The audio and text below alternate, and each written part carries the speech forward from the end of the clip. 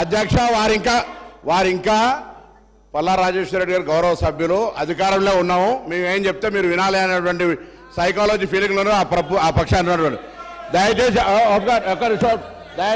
మార్చుకోండి mind set మార్చుకోండి mind set మార్చుకోవాల్సిన అవసరం ఉంది. అలా నిన్నటి దాకా 10 ఏళ్ళ అధికారంలో ఉన్న వీళ్ళు ఆర్టీసీకి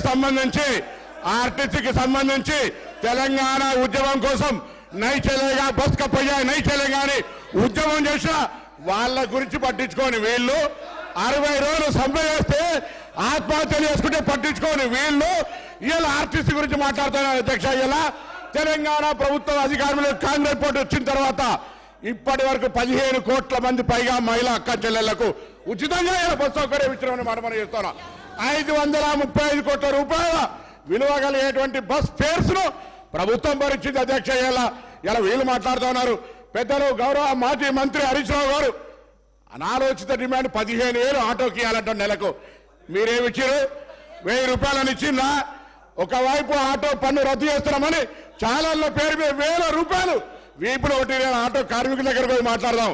సభను తప్పుదో పట్టించే విధంగా 21 మంది ఆత్మహత్య చేసుకున్నారని చెప్తా ఉన్నారు. ఇలా అవన్నీ కూడా మీరు అనవసరంగా ప్రేరేపించి వాళ్ళని మన దగ్గర ఎక్కడ కూడా ఇలా సార్ మేము ఆటో బస్సు ప్యాసింజర్ ఇంటికి పోతలే ఆటో బస్సు బస్ స్టాండ్కు ఆటో వాళ్ళను బస్ స్టాండ్కి తీసుకొచ్చే బాధ్యత ప్రజలను ఆటోనే బస్ స్టాండ్కి తీసుకొస్తా ఉన్నది.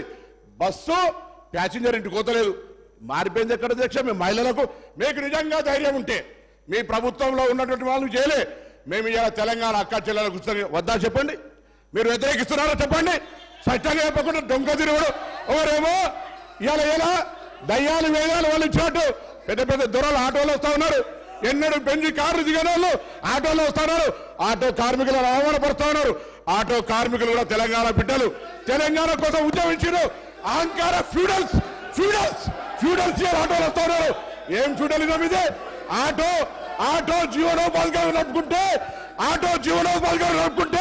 ఈ ఫ్యూడల్స్ ఆటోలు వచ్చి ఆటో కార్మికులు అవమానపరుస్తారా? ఈ ఫ్యూడల్స్ ఆటో కార్మికులు అవమానపరుస్తున్నారు. అధ్యక్ష ఇది మంచిది కాదు. దయచేసి చెప్తాను. ఇలా తాపక గారు కూడా ఆర్టీసీకి సంబంధించి ప్రక్షాళన చేస్తాం. అధ్యక్ష తమ బంధువులు అని చెప్పుకొని ఎగ్జిక్యూటివ్ రిటైర్డ్ డైరెక్టర్ ను 4 సంవత్సరాలు ఎండి పెట్టి అధ్యక్ష ఎగ్జిక్యూటివ్ డైరెక్టర్ రిటైర్మెంట్ అయిన 4 సంవత్సరాలు ఎండి ఆటో 60 రోజులు సమ్మె చేస్తే పట్టించుకునే వాళ్ళు వీళ్ళు మా గురించి మాట్లాడేది. కొత్త బస్సులు కొంటున్నాం ఆటో కార్మికులు రిక్షా వాళ్ళ ఇలా ఆర్టీసీ కార్మికుల సంక్షేమం మా బాధ్యత. ఆర్టీసీ కార్మికులకు 2013లో ఉన్న బాండ్స్ ఇలా మా ప్రభుత్వం ఆలోచన చేస్తుంది. అధ్యక్ష అందుకే దయచేసి సభను తప్పుదో పట్టించే విధంగా ఆటో కార్మికులు రెచ్చగొట్టే విధంగా మాట్లాడే మాటలు ఆలోచించని గౌరవ సభ దృష్టి కోరుతా ఉన్నాను.